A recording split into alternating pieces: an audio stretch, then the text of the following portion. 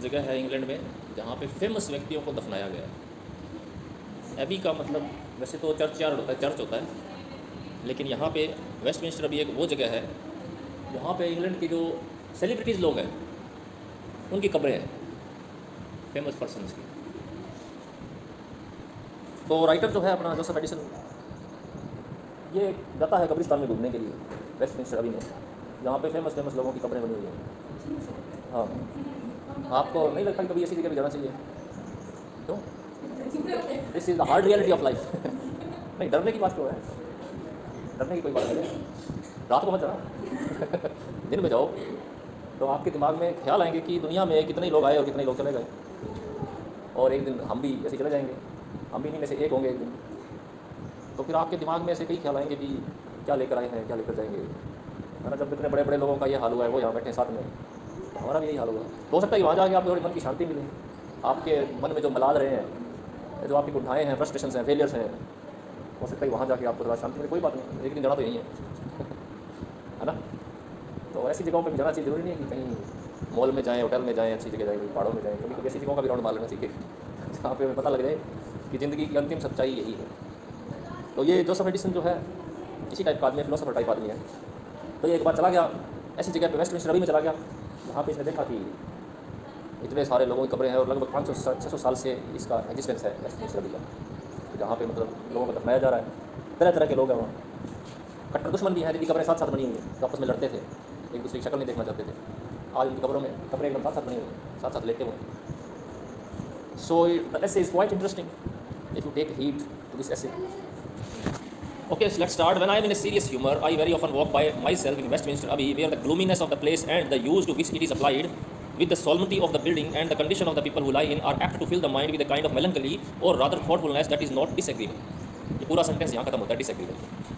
क्या बताया इस लाइन में पूरी में कि जब मैं सीरियस ह्यूमर में होता हूँ, ह्यूमर का मतलब है मूड से, कि जब कभी मैं सीरियस होता हूँ तो मैं कहाँ चला जाता हूँ?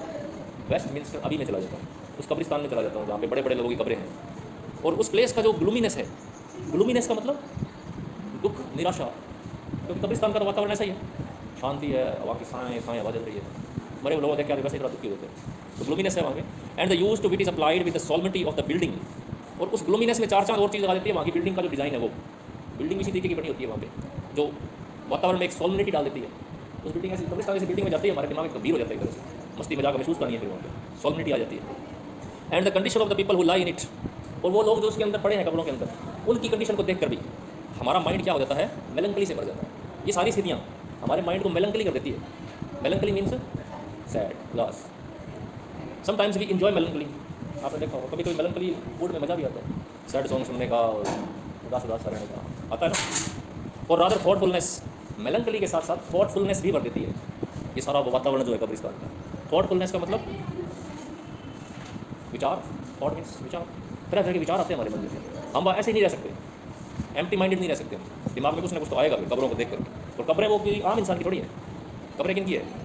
सेलिब्रिटीज़ की, अच्छे अच्छे लोग, फेमस लोग जो थे अपने फील्ड के अंदर, राजा महाराजा, पोइट्स, वॉरियर्स, साइंटिस्ट, जितने भी थे, politicians famous. That is not disagreeable, और आप इस बात से डिसएग्री नहीं हो सकते। दो बात हो क्या रहा है, यही बात बताई ना अभी तक कि वहाँ का वातावरण ऐसा है कि आप थॉटफुलनेस के बिना रह नहीं सकते। I yesterday pass the whole afternoon in the churchyard, तो मैंने कल की दोपहर सारा दिन कहाँ बिताया? हाँ, उसी चर्च यार्ड में बिताया। द क्लोइस्टर्स, क्लोइस्टर्स होते हैं चर्च के जो आगे बालकनी बनी होती है, रास्ता होता है, उसको क्लोइस्टर कहते हैं, पार्ट ऑफ चर्च मान लो। And the church amusing myself with the tombstones and inscriptions that I met with in those several regions of the dead, तो वहाँ पे जो टूम स्टोन्स थे, वहाँ पे जो इंस्क्रिप्शंस लिखी हुई थी, जो मैंने देखी, तो अम्यूज़मेंट हुआ मेरा काफ़ी वहाँ पे। अम्यूज़मेंट का मतलब मनोरंजन, खास करके जो इंस्क्रिप्शंस थी उनको पढ़ करके। इंस्क्रिप्शन क्या होती है? हाँ, एनग्रेविंग, टूम स्टोन के ऊपर कुछ ना कुछ लिख दिया जाता है, खोद खोद के उसको इंस्क्रिप्शन कहते हैं। अपने तो ऐसा सिस्टम है ही नहीं, अपने तो जला देते हैं, पंचतत्वों में विलीन कर देते हैं, अग्नि वायु धरती आकाश और जल बन जाता है जिंदगी। वहाँ पे उनकी मान्यता अलग है, वो अंदर दफना देते हैं। उनको ये लगता है कि किसी दिन सारे मुर्दे खड़े होंगे, फिर जजमेंट होगा, पढ़ा था ना अपने पिछले दिन, डूम्स डे आएगा, सारे मुर्दों को खड़ा किया जाएगा, सबका हिसाब होगा एक एक पाई का, क्या अच्छे काम किए, क्या बुरे काम किए, उस हिसाब से स्वर्ग नरक मिलेगा, है ना। अपने हाथों में चला जाता है भाई, उसको यहाँ से साफ कर देते हैं, जला देते हैं, उसकी आत्मा पहुँचती है, माना जाता है। तो वो कहता है कि बड़ा मज़ा आया मुझे वहाँ कब्रिस्तान के पत्थरों को देख के, उन पर जो लिखा हुआ था, और कई कई कब्रों पे लोग ना कुछ लिखवा देते थे उनकी याद में, ये आदमी इतना महान था, इसने ये काम किए, इतना कुछ किया, कोई शायरी लिखवा दी, पोइट्री लिख दी, या उसके कोई काम लिख दिया, ये काम किए। Okay, most of them recorded nothing else of the buried person but that he was born upon one day and died upon another. बहुत सारे लोगों की कब्रों पर कुछ नहीं लिखा हुआ था, दो ही चीज़ें लिखी हुई थी, कब पैदा हुआ कब मर गया। और हम पूरी ज़िंदगी कितने बेचैन रहते हैं ना, ये कर लूँ वो कर लूँ, ये नहीं मिला वो नहीं मिला। मरने के बाद हमारी कब्र पे क्या लिखा जाता है, 1980 में आया 2040 में गया, बस। क्या था, क्यों अधूरा था, क्यों ताम झाम करना है ना, एक दिन आना है चले जाना है। दोनों चीज़ें हमारे हाथ में नहीं, ना तो अपनी मर्जी से आए दुनिया में, ना अपनी मर्जी से जाएंगे, बीच में क्या कर लेंगे। अग्री एग्री हो, कुछ नहीं कर सकते, हमारे हाथ में कुछ नहीं है। तो क्यों पढ़ रहे हैं, आप खा पी के सो जाते हैं आराम से, जो मैं पढ़ा रहा हूँ क्यों आप पढ़ रहे हैं। लेकिन ट्विस्ट ये है कि आप किए बिना रह भी नहीं सकते ना, ये भी आपके हाथ में नहीं है कि आप कुछ ना करो, आपको ऐसा बनाया ही नहीं गया कि आप कुछ ना करो, आपके अंदर सॉफ्टवेयर जो डला है वो आपसे करवाएगा। कोई आदमी बॉर्न सिंगर होता है, कोई आदमी बॉर्न डांसर होता है, कोई आदमी बॉर्न पोइट होता है, मतलब उनको सिखाने की जरूरत नहीं है, वो पैदा होते ही नाचने लग जाते हैं कहीं, मतलब थोड़ा सा बड़ा होते ही वो अपने आप ही उनको आता है। तो बहुत कुछ हमसे करवाया जाता है, ऐसा हमें लगता है कि हम कर रहे हैं, हमें बढ़ाया ही उस चीज़ के लिए। अगर आप ये सोचते हो कि सब कुछ फिक्स है या सब कुछ होगा तो हमें करने की जरूरत नहीं है, तो वो आपके बस में नहीं है कि आप ना करो। आपको मच्छर काटेगा तो आपका हाथ जाएगा, उसको मारेगा, आप ये नहीं कहोगे तो भाई भगवान कर रहा है होता रहेगा। तो इसका मतलब कर्म कुछ हद तक हमारे हाथ में और कुछ हद तक हमारे हाथ में नहीं है। ये पूरी लाइन में बहुत बड़ा सार है कि जो दुनिया में जो लोग आए उसकी कब्रों पर तो बस इतना ही लिखा हुआ था कि कब आया और कब गया। The whole history of his life being comprehended in those two circumstances, उसकी पूरी ज़िंदगी की हिस्ट्री बस दो स्थितियों में ही निपटा दी, दो सर्कमस्टेंसेस, उसका बर्थ और उसकी death, that are common to all mankind. और ये तो हर एक के साथ होता है, सबको कॉमन बना दिया, एक ही तराजू में तोल दिया, किसी ने कुछ ही किया किसी ने कुछ ही किया बोले, लेकिन सभी की टूम्बस्टोन पे बस दो ही बातें, जन्म और मृत्यु। I could not but look upon these registers of existence, whether of brass or marble, as a kind of satire upon the departed persons. मैं और कुछ नहीं कर सका सिवाय हैरान होने के कि उनके जो एग्जिस्टेंस का जो रजिस्टर है, रजिस्टर्स ऑफ एक्सीडेंस का मतलब ये है उनकी जो अस्तित्व का जो रिकॉर्ड है वो सिर्फ इतना ही है कि वो पैदा हुए एक दिन मर गए।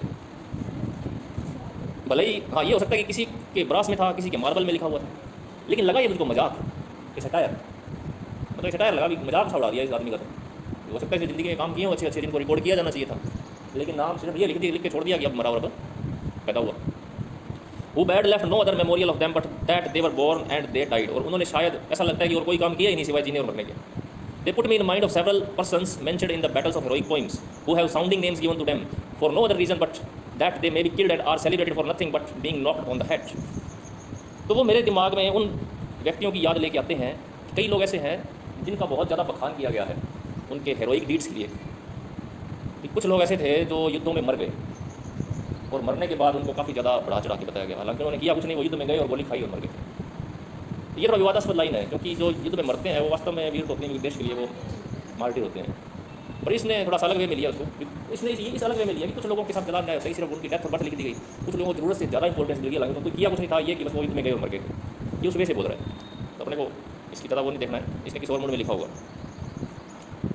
ये बीच में गलत छपा हुआ टेक्स्ट, ये इसका हिस्सा नहीं है इसका। आगे द लाइफ से शुरू करते हैं। The life of these mens finally described in holy read by the path of an arrow which is immediately closed up and lost. तो उन औरतों की उन आदमियों की जो लाइफ है वो बहुत अच्छे से डिस्क्राइब की गई है होली रीड के अंदर। होली रीड का मतलब धार्मिक पुस्तकें जो उनमें the path of an arrow which is immediately closed up and lost, और वो इस तरह से वर्णन की गई है जैसे कि एक एरो का पाथ होता है, यानी बहुत जल्दी जो शुरू होता है और बहुत जल्दी खत्म हो जाता है। Upon my going into the church I entertained myself with the digging of a grave. अब वो इतने से ही नहीं रुका, वो चर्च में बैठा हुआ कहता मैंने एक कब्र खोदना शुरू किया, खाली बैठा था तो एंटरटेनमेंट करने के लिए। And so in every show full of it that was thrown up, और जो मैं उखाड़ रहा था उस कब्र में से, शो फुल का मतलब जो अपने कस्सी यूज़ करते हैं ना उखाड़ने के लिए, शोवल उसको बोलते हैं। तो एक शॉवल में जितनी मिट्टी आ रही थी मैं वो सब देख रहा था।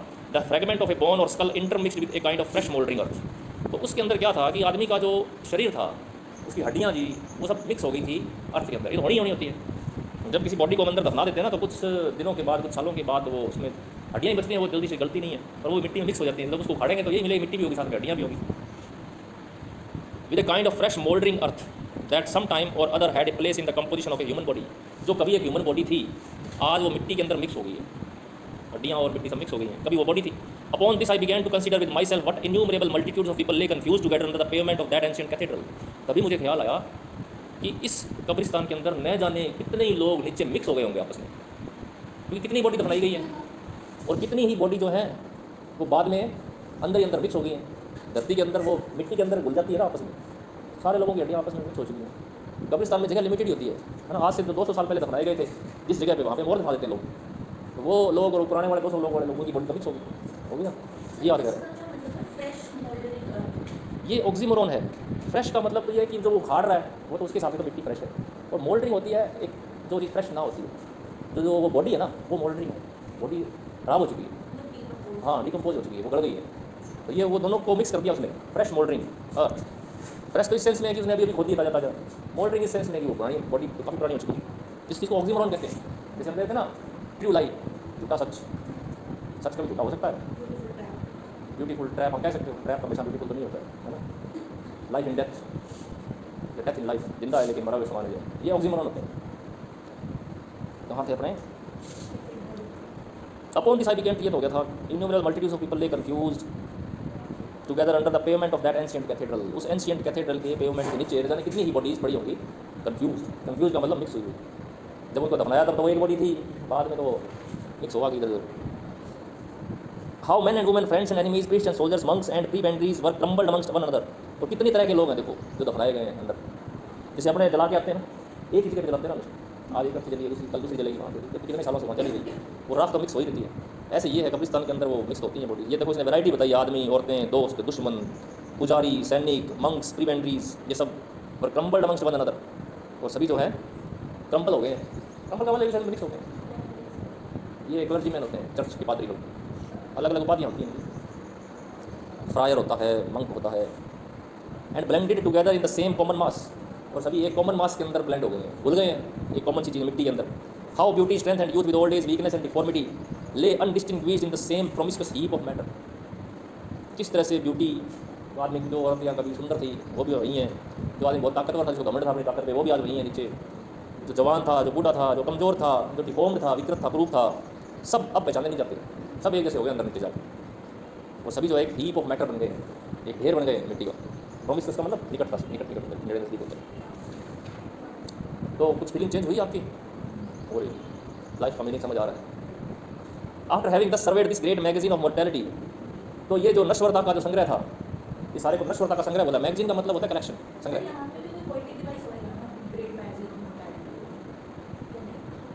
हाँ ढूंढेंगे तो मिल जाएगा कुछ ना कुछ, हाइपरबोले तो है इसमें, अतिशयोक्ति है ना। ग्रेट मैगजीन ऑफ मोर्टेलिटी का मतलब है नश्वरता का एक बहुत बड़ा संग्रह। कब्रिस्तान तो वही है ना, नश्वरता का मतलब आदमी मोर्टल है, आदमी को मर जाना है कि नहीं, उसका कलेक्शन कहाँ होता है? सर उसको ग्रेवयार्ड में। तो वो कहता है सारे को देखने के बाद, ये पोइट्स की और राइटर्स की खासियत होती है ना कि वो आम शब्द इस्तेमाल नहीं करते कभी। अब ये देखो इसने हैवी वर्ड यूज़ किए हैं, सीधा से ये भी कह सकता था ना, ग्रेवयार्ड भी तो लिख सकता था सीधा। After having served this graveyard को उसने क्या बोला है?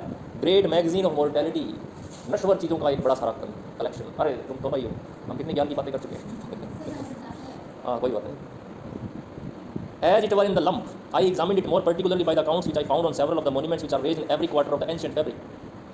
तो वो सारे जो लंप में थे, एक साथ इकट्ठे थे, मैंने सबको पर्टिकुलरली एक एक करके सारे अकाउंट चेक किए जो हर मोन्यूमेंट पे मुझे मिले। मोन्यूमेंट होता है कब्र के ऊपर कोई एक बना देना, बिल्डिंग कोई छोटी सी बना देते हैं ना, गुंबदाकार एक चीज़। मोन्यूमेंट का मतलब कोई भी एक छोटी सी बिल्डिंग, हाँ मुस्लिम भी बनाते हैं, क्रिश्चियन भी बना देते हैं। कोई ज़्यादा VIP आदमी होता है ना, उसके लिए बना देते हैं, ज़्यादा इंपॉर्टेंट आदमी होता है। हाँ टूम्बस्टोन भी होता है, हाँ मोन्यूमेंट थोड़ा बड़ा हो गया ना। टूम्बस्टोन तो एक पत्थर है, समाधि के ऊपर पत्थर रख दिए जाते हैं, सिंपल से। बहुत ज़्यादा खास आदमी तो उसके रिश्तेदार उसके लिए टूम्ब बना देते हैं, मोन्यूमेंट बना देते हैं। लवली हम बात कर रहे हैं कब्रिस्तान की। ये जो राइटर है ना इस ऐसे का, वो कब्रिस्तान में जाता है घूमने के लिए। है इजिप्ट की नहीं, वेस्टमिंस्टर अभी की।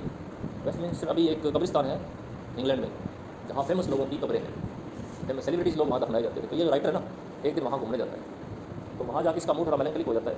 उसको लगता है कि सारे लोग यहीं आने हैं, सबका यही हाल होता है, नीचे चढ़ते हैं और सब कुछ बुला दिया जाता है। कई लोगों की कब्रों पर तो सिर्फ डेट ऑफ बर्थ और डेट ऑफ डेथ लिखी होती है और कुछ लिखा ही नहीं होता। उसको बड़ी हैरानी होती है कि बेचारे उस आदमी ने ज़िंदगी में क्या क्या किया होगा, कितने पापड़ बेले होंगे, कितना दुखी रहा होगा, कितना खुश हुआ होगा।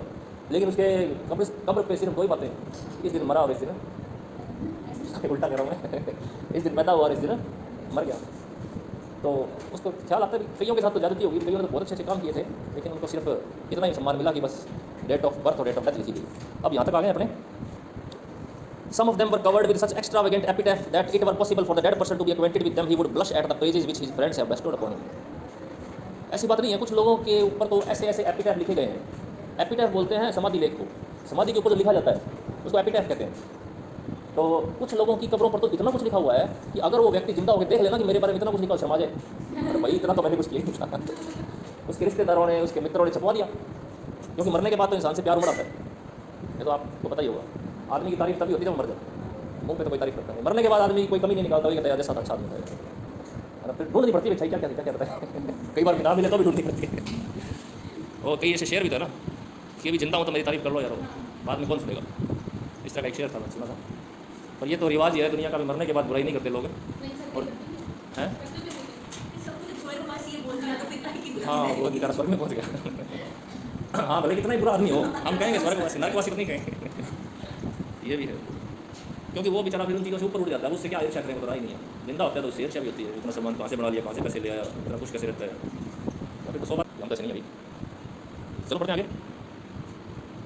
There are others so excessively modest that they deliver the character of the person departed in Greek or Hebrew and by that means are not understood once in 12 months. कुछ लोग बेचारे ऐसे भी होते हैं कि जिनके ऊपर जो एपिटैफ लिखा जाता है वो इंग्लिश में ना लिख करके लोग ग्रीक और हिब्रू में लिखते हैं, और जिन्हें कोई पढ़ के समझ नहीं पाता. वो कुछ लोग अपनी ज़्यादा युद्धता दिखाना चाहते हैं. जैसे हमारे यहाँ हिंदी नहीं, इंग्लिश में लिखेंगे तो लगता है ज़्यादा सम्मान मिलेगा, और हिंदी की वजह संस्कृत में लिखेंगे तो बहुत ज़्यादा बड़ी समझ ना आएगी. कई लोग ऐसे स्टेटस डालते हैं. कारपेटा लिखा हुआ तुमने, तुम्हें तो पता है, औरों को नहीं पता ना. हाँ सर्च करो तो स्टेटस नहीं, इसमें वो क्या बोलते हैं. हाँ भाई बता दो क्या मतलब नहीं सुना. हाँ चीज़ का मोमेंट, कार्पेटिंग यानी मोमेंट को सीज कर लो, जाने मत दो, मोमेंट को खराब मत करो. आने वाले कल की बजाय आज को एंजॉय करो. ये है. कई लोग होते हैं ऐसे स्टेटस डालते हैं उर्दू में या फ्रेंच में. अरे तुम सीख कोई बात नहीं, हमारे को तो हमारी भाषा में बताओ ना. तो ये यही बताया इसने कि कई लोगों के बेचारों के ऊपर लिख दिया था ग्रीक और हिब्रू में, जो बेचारे उनको कोई 12 महीने में एक बात नहीं समझ पाता होगा पढ़ने वाला. In the poetical quarter I found there were poets who had no monuments and monuments which had no poets. ऐसा भी देखा उसने. पोइटिकल क्वार्टर था जहाँ पे पोइट्स को बनाया गया था. तो वहाँ पे कुछ ऐसे मॉन्यूमेंट्स थे जिनके नीचे कब्र नहीं थी, वो बनाया वो निकाल. और कई ऐसे कब्रें थी जिनके ऊपर मॉन्यूमेंट्स नहीं थे. इसका एक रीज़न था, उस समय ना कोई चल रहा था वॉर, और कुछ लोग वॉर में ऐसी जगह मर के जहाँ से उनको लाया जाना संभव नहीं था, तो फिर सिंबॉलिक कब्र बना दी गई. अंदर नीचे नहीं थे. I observe indeed that the present war had filled the church with many of these uninhabited monuments. आगे बता रहा है कि प्रेजेंट वॉर चल रहा है, उस समय जिस समय लिख लिखा था ना, एक वॉर चल रहा था, तो इसकी वजह से कुछ लोग ऐसे थे जो अपनी होमलैंड में नहीं मरे, वहाँ जाके मरे, और उनको शायद नसीब ही नहीं हुआ कि उनका अंतिम संस्कार करते. तो फिर उनके रिश्तेदारों ने या आसपास के लोगों ने उनकी याद में एक कब्र बना दी. हालांकि वहाँ उनकी ग्रेवयार्ड थी नहीं, वहाँ पे दफन नहीं थी. ऐसा भी होता है. Which had been erected to the memory of person whose bodies were perhaps buried in the plains of Blenheim or in the bosom of the ocean. यानी जिनकी बॉडी या तो ब्लेनहिम के प्लेन्स में दफना दी गई, युद्ध का मैदान था ब्लेनहिम, यहाँ युद्ध चल रहा था, तो हो सकता है कि उनकी बॉडी वहीं दफना दी गई या वो समुद्र में डूब गए बेचारे लड़ते लड़ते, और in the bosom of the ocean, ocean के अंदर मर गए. I could not but be very much delighted with several modern epitaphs which are written with great elegance of expression and justness of thought. अब मैंने वहाँ पे कुछ ऐसे एपिटैफ देखे, एपिटैफ पता ना ग्रेवयार्ड में लिखे होते हैं, समाधि लेख, वो देखे जो इतने बढ़िया लिखे हुए थे, एलिगेंस ऑफ एक्सप्रेशन थे इनके अंदर, और इतने सटीक थे. And therefore do honour to the living as well as the dead. जो वास्तव में जीने वालों के लिए और मरने वाले दोनों के लिए समान की बात थी. तो लोग देख रहे हैं उनके लिए अच्छी बात थी, हमारे उनके लिए अच्छी बात थी. As a foreigner is very apt to conceive an idea of the ignorance or politeness of a nation from the term of their public monuments. आगे वो उनकी और महत्व बताते हैं. एपिटैफ का क्या महत्व है? उन एपिटैफ का महत्व ये है कि कोई विदेशी नागरिक हमारे देश में आता है घूमने के लिए, कब्रिस्तान में आता है, और मॉन्यूमेंट्स की जो चीज़ें नीचे देखता है ना, तो उसको हमारे नेशन के बारे में बहुत छोटा लगता है कि हम कितने मूर्ख हैं या कितने हमारे पास है. दोनों चीज़ें पता लगती है इसमें है ना. क्या था? इग्नोरेंस और पोलाइटनेस ऑफ नेशन. एक नेशन की इग्नोरेंस और पोलाइटनेस का पता लगता है. नहीं डिसरिस्पेक्ट क्यों बोलेंगे? यहाँ की जो नहीं, यहाँ का अगर वो देखें फ्यूनरल प्रोसेशन देखें तब पता है कितना सम्मान करते हैं. क्या कुछ नहीं करते हैं, कहलाते हैं, सारी पूजा करते हैं, अच्छे से लेके जाते हैं. फिर वो तो हमारे जो शास्त्र कहते हैं जिससे करना कैसे करेगा. और वो ज़्यादा एक्सपेंसिव होता है, थोड़ा सा दिलाना तो कितनी लकड़ियाँ लगती हैं. वो ज़्यादा एक्सपेंसिव होता है, थोड़ा सा दिलाना तो कितनी लकड़ियाँ लगती हैं. वो ताबूत में डाल के अंदर नीचे डबा देते हैं. तो अपने वाला ठीक लगता है मेरे को. जगह तो नहीं करते. वो जगह दफना है तो 100 सालों तक तो वो जगह कब्जा ली. हाँ हाँ, तो जिस जगह दफना है वो तो बुक कर ली ना. उस जगह तो 100 साल के बाद भी दफना पाएगा, वो एकदम खराब हो जाएगी, पता ना लगेगा कब्र ठीक है, वरना तो बुक होती रहती जगह. They should be submitted to the perusal of man of learning and engineers before they are put in execution. आगे वो बताता है कि ये जो चीज़ें एपिटैफ लिखी होती है ना, ये जो बुद्धिमान लोग हैं उनसे इनकी प्रयोजन का मतलब है उनकी राय लेनी चाहिए बुद्धिमान लोगों की कितनी सही है कितनी गलत है. Sir Cloudesley Shovel's monument has very often given me great offence. अब वो एक एग्जांपल देता है सर क्लाउड्सले शॉवल का. उसका जो मॉन्यूमेंट है ना, उससे मैं बड़ा आहत हुआ उसके मॉन्यूमेंट को देख करके. कारण instead of the brave rough English admiral which was the distinguished character of that plain gallant man. कि कारण ये था कि वो एक आर्मी का आदमी था और बहुत ही बहादुर आदमी था. उसका कैरेक्टर बड़ा डिस्टिंग्विश्ड था, हटके था गलत उसका character. He is represented on his tomb by the figure of a beau dressed in a long periwig and reposing himself on velvet cushions under a canopy of state. वो आदमी जो colonel Cloudesley Shovel था, actual में उसका गुण तो ये था कि वो आर्मी का एक बहुत ही बहादुर आदमी था और बड़ी बहादुरी से लड़ता था. लेकिन उसके मॉन्यूमेंट पे ऐसी चीज़ें लिखी गई, उससे ये लगता था कि वो बड़ा ही एक फैशनेबल आदमी था, अच्छे से कपड़े पहनता था और हमेशा मौज में रहता था, कैनोपी के नीचे रहता था. कैनोपी क्या होती है? एक छत होती है टेम्परेरी, राजा का सिंहासन होता है ना, उसके ऊपर एक छत लगा दिया, कैनोपी कहते हैं, छोटा सा टेंट लगा दिया। Answerable to the monument for instead of celebrating the many remarkable actions he had performed in the service of his country, it acquaints us only with the manner of his death, in which it was impossible for him to reap any honor. आगे वही बात कही गई है कि जो inscription लिखा होता है ना, उसके बारे में हमें उसके लाइफ की अच्छी जानकारी मिलनी चाहिए, सही जानकारी मिलनी चाहिए, वो मिसलीडिंग नहीं होनी चाहिए। उसकी इंस्क्रिप्शन से तो ये लग रहा था कि उसने कोई ढंग का काम किया नहीं है, जबकि उसने देश के लिए बड़ी रिमार्केबल वर्क किए थे। In which it was impossible for him to reap any honour, तो वो बेचारा आदमी जो है ऑनर से वंचित रह जाता है, क्योंकि हम तो जानते हैं लेकिन आने वाली जनरेशन को नहीं पता लगेगा उसके सही काम होने वाले। The Dutch, whom we are very apt to despise for want of genius, shows an infinitely greater taste of antiquity and politeness in their building and works of this nature. आगे वो डच लोगों की तारीफ करता है। Dutch लोग जिनको हम बुद्धिमान नहीं मानते हैं, वो इस मामले में हमसे काफ़ी आगे हैं। वो अपनी बिल्डिंग्स और उनके जो मोन्यूमेंट्स का जो काम है वो हमसे बेटर करते हैं। डच लोग कौन से होते हैं? नहीं डच लोग किनको कहते हैं? नहीं, हॉलैंड की, नीदरलैंड्स।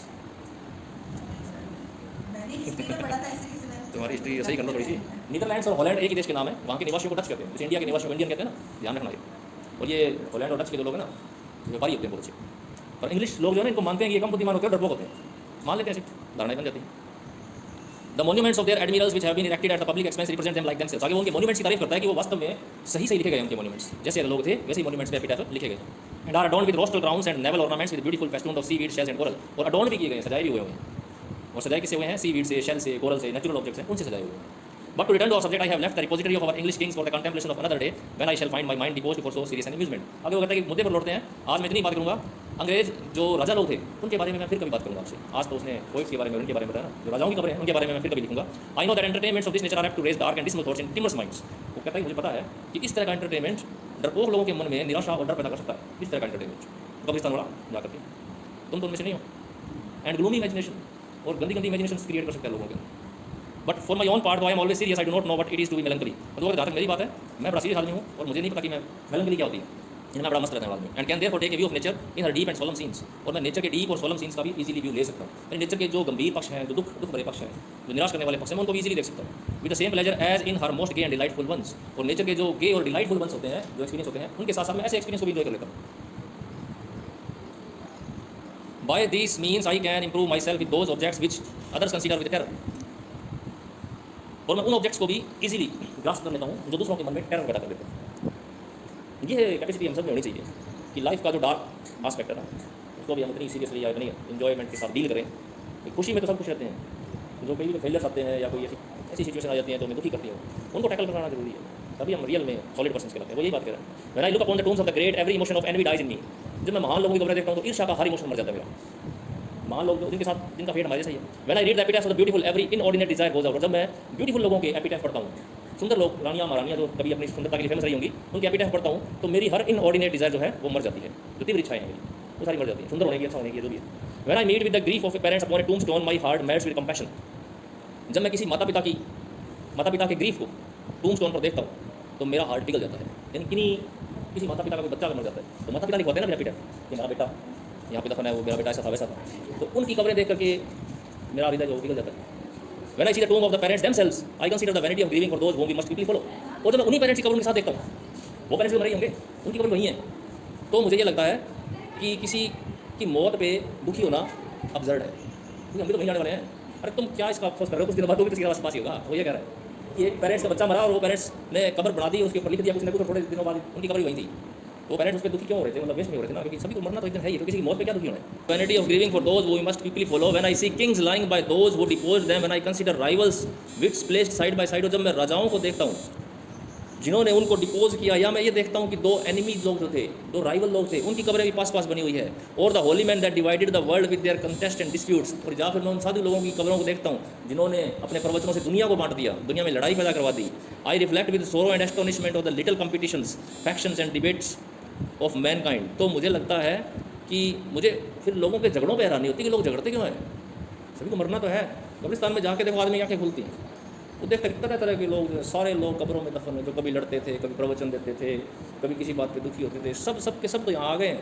फिर वो लगता है कि हम क्यों लड़ते हैं दुनिया में, हम क्यों किसी के प्रति एनवी रखते हैं, हम क्यों किसी का बुरा देखते हैं या ईर्ष्या करते हैं, जबकि आना तो सबको यही है थोड़े दिन बाद ही। I reflect with sorrow and astonishment, ये हो गया। When I read the several dates of the tombs of some that died yesterday and some 600 years ago, I consider that great day when we shall all of us be contemporaries.